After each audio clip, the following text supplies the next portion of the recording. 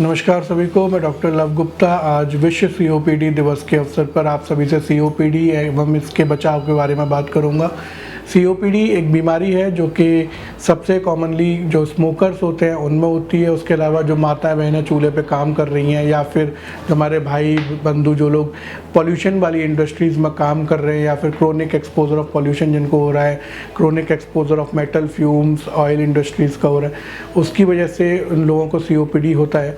COPD एक ऐसी बीमारी है जिसमें सांस की नलियों में एक सूजन जैसा क्रिएट हो जाती है जो कि परमानेंट रहती है। ये सूजन रहने की वजह से सांस की नली अंदर से छोटी हो जाती हैं और हवा प्रॉपरली सांस की नलियों में नहीं जा पाती, इसलिए लोगों को घुटन जैसी फीलिंग होती है।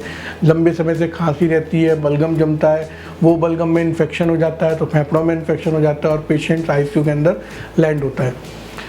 सीओपीडी ख़राब इसलिए भी है क्योंकि ये ना सिर्फ एक्यूट अटैक में पेशेंट की मोर्टेलिटी की, पेशेंट की डेथ का एक बहुत बड़ा कारण है, उसके अलावा ये रूटीन जो हमारी एक्टिविटीज़ हैं, रूटीन पेशेंट के जो काम हैं उनको भी बहुत हैम्पर करता है।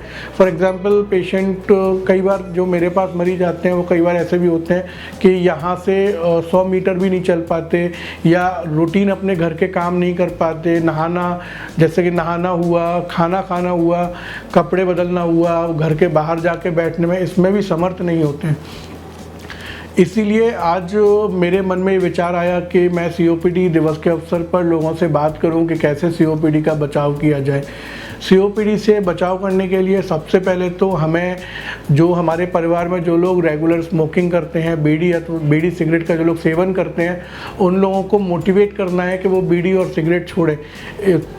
बीड़ी सिगरेट के अलावा जैसे मैंने कारण बताया कि चूल्हे पे खाना बनाने से जो उसका धुआं है, लकड़ी का कंडे का जो धुआं जो हमारे फेफड़ों में जाता है, उससे भी बचाव करने की ज़रूरत है।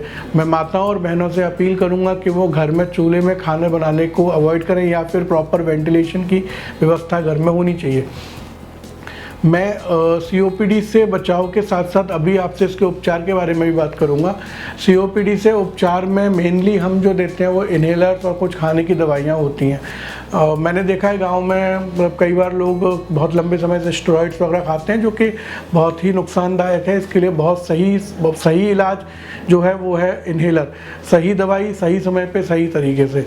इन्हेलर्स जो होते हैं वो दवाइयाँ सीधे आपके फेफड़ों के अंदर जाके असर करती है और सांस की नली में जो सूजन आई है उस सूजन को कम करती है, जिससे कि सांस की नली अंदर से चौड़ी होने लगती है और मरीज को प्रॉपरली हवा और ऑक्सीजन मिल पाती है।